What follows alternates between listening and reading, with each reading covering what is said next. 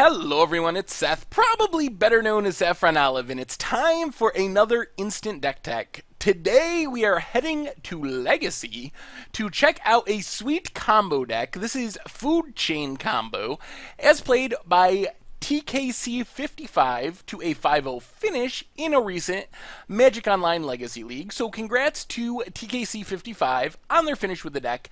A quick reminder before we break it down, if you enjoy this deck and want to see it made into videos, take a minute, click the like button, the subscribe button, leave a comment, anything you can do to support your deck, because whichever deck is most popular gets a shot at being made into videos for next week. So Food Chain is a combo deck built around the namesake card Food Chain, and pretty much this deck with 2 cards can make infinite mana. So step 1 is Food Chain itself, a 3-mana green enchantment that allows you to exile a creature you control to add X plus 1 mana of any color, where X is equal to the creature's converted mana cost, but you can only use that mana to play creature spells. So once you get a Food Chain on the battlefield, you need to get a Misthollow Griffin either into exile or on the battlefield. Misthollow Griffin, 3/3 flyer for 4 mana.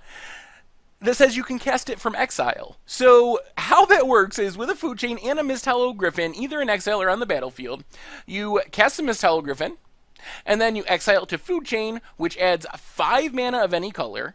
Of course, you can only spend the mana on creatures, remember that. And then you use 4 of that mana to recast the Misthollow Griffin, exile it to Food Chain, adds 5 mana. Each time you go through that loop, you are plus 1 mana. So this creates infinite mana, but the mana can only be used to play creature spells. So then we have Manipulate Fate, which is a tutor, lets you search your library for 3 cards and put them into exile, and it draws you a card. So this is a way you can pull your Misthollow Griffins out of your deck and put them into exile to start the Food Chain combo.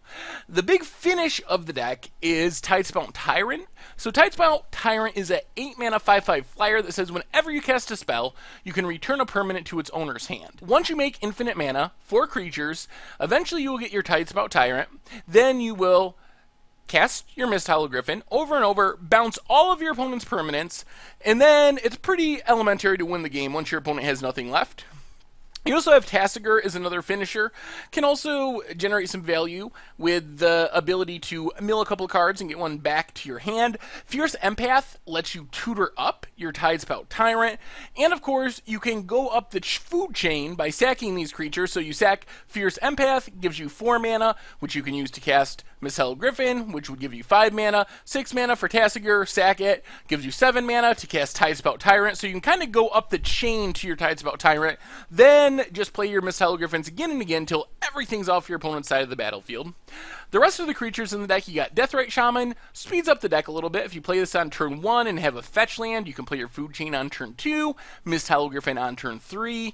Then Baleful Strix, just a roadblock, draws you a card. And then Gurmag Angler, another big finisher, but it's sweet in this deck because it adds a bunch of mana with Food Chain. It will add a total of 8 mana, but you can probably cast it for 1 if you use the Delve ability. Otherwise, you got Brainstorms and Ponders to put your pieces together. The deck can win without the Food Chain Misthollow Griffin combo, but that's really what it's built around. You're going to have a hard time winning without it. So Brainstorm and Ponder help you find your combo pieces. Then a bit of disruption. 1 Duress, 1 Thoughtseize, 1 Inquisition of Coast Lake. Make sure the coast is clear for your combo.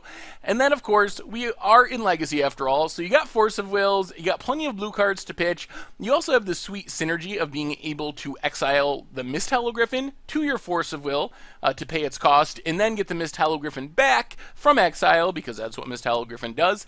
And then a couple, 3 Abrupt Decays as removal. In the mana base, you got a bunch of fetch lands, you have a couple of dual lands, and then some basic islands, so fairly straightforward.